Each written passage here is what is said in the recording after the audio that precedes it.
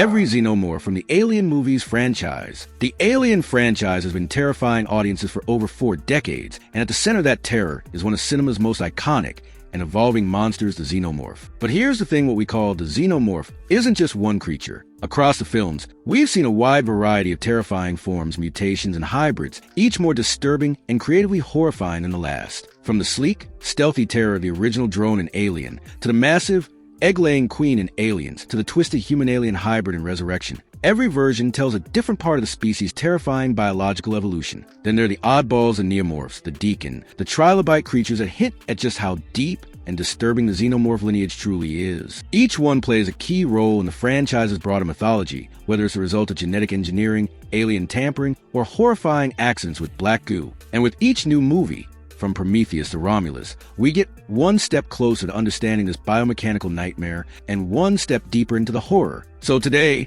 we're diving headfirst into the dark, acid-bleeding heart of the Alien universe to break down every Xenomorph and related creature ever seen on screen. What makes them different, where they came from, and why they matter in the terrifying tapestry that is the Alien franchise. Buckle up.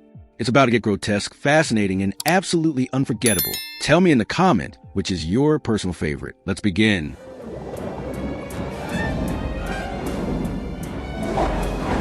The drone. This is the classic, the OG. First seen in Alien 1979, the drone is what most people think of when they hear the word Xenomorph. It's tall, black, and terrifying, standing at about 8 feet with a sleek, elongated skull and a secondary mouth that punches through skulls like a sledgehammer. Silent, lethal, and disturbingly intelligent, this Xeno wiped out the crew of the Nostromo one by one until Ripley sent it flying out into space. It set the standard for all that followed, and no matter how many forms these creatures take, the drone is always going to be the most iconic.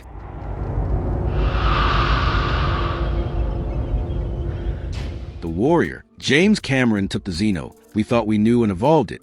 In Aliens, the Warrior-class Xenomorph appears as a more aggressive and militarized version of the drone.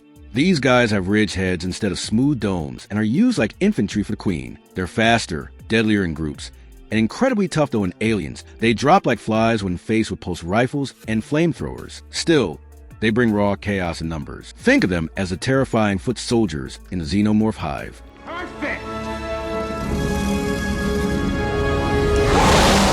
The Queen. Speaking of the hive, let's talk about the Xenomorph Queen. Introduced in Aliens, she's the boss. At nearly 20 feet tall, the Queen lays the eggs that produce facehuggers, which then start the whole nasty life cycle. She's a mix of elegance and monstrosity. While she's usually connected to a massive egg sac, don't think for a second she can't throw down. Once that sac detaches, she becomes a fully mobile wrecking ball of vengeance. Remember the power loader scene?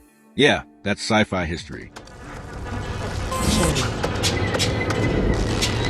The Runner. In Alien 3, the Xeno evolves again, this time into what's called the Runner. Why? Because this version doesn't come from a human. Host it bursts out of an animal. Depending on the cut you're watching, it's either a dog, Spike, or an ox. The result? A sleeker, quadrupedal Xenomorph that's faster and more animalistic than its predecessors. It's not just scary, it's practically a force of nature, making the prison planet feel like a slaughterhouse. The Runner might not be as bulky, but it's all about speed, stealth, and savagery.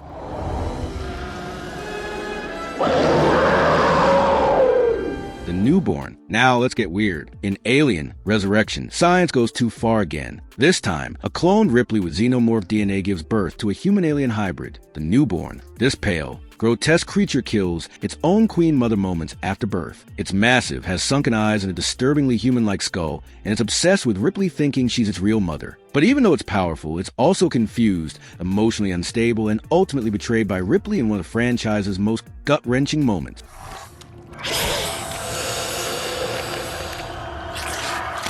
The Deacon.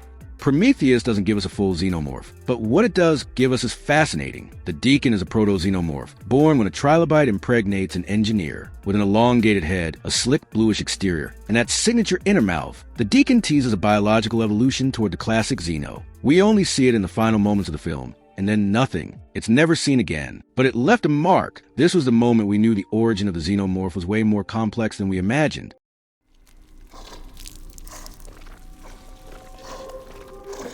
The Neomorph. Fast forward to Alien Covenant, and we meet the Neomorphs. These pale terrors evolve from bloodbursters, not chestbursters. They're more organic and less biomechanical. lacking the trademark dorsal tubes and inner jaws of traditional Xenos. They're stark white, fast, and brutally violent, attacking humans moments after bursting out. Their mouths are wide, full of razor-sharp teeth, and they've got spike-like tails that double as stabbing weapons. They're unpredictable, wild, and frighteningly alien in behavior.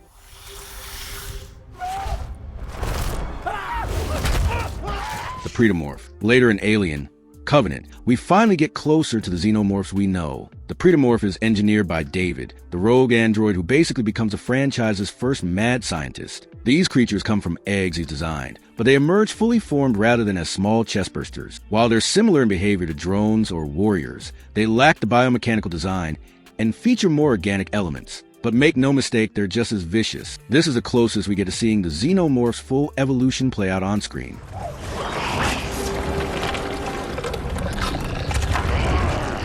Trilobite. Back to Prometheus for a moment before the Deacon, there was a Trilobite. This massive, octopus-like creature is a result of Black Goo mutating a human embryo inside Elizabeth Shaw. She surgically removes it in one of the most disturbing scenes in the franchise, and later, it acts like a massive facehugger. It latches onto an engineer and implants the embryo that will become the Deacon. It's a crucial step in the twisted biological ladder that eventually gives us the Xenomorph. Horrific? Absolutely, but also fascinating.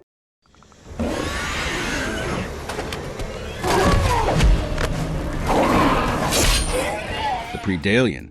Okay, now let's go full crossover. In Aliens vs. Predator, Requiem, we get the fan-favorite mashup, the Predalien. Born from a facehugger latching onto a predator, this hybrid has both species traits. It's huge, muscular, and has predator mandibles and dreadlocks. It's also more efficient than regular Xenomorphs. It can implant multiple embryos directly into hosts, bypassing the need for facehuggers. That makes it an absolute menace, even in a film that, well, let's just say the movie didn't live up to concept, but the Predalien, that thing ruled.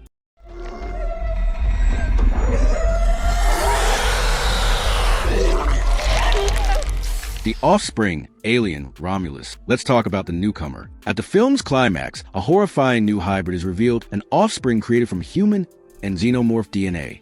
And it's nightmare fuel. Standing 12 feet tall, this infant-like creature has a rigid exoskeleton, a massive tail, and drains the fluids from its mother's corpse in one of the most disturbing sequences the franchise has ever shown. It's violent, uncontrollable, and utterly unlike anything we've seen before. It might be the most terrifying creature yet.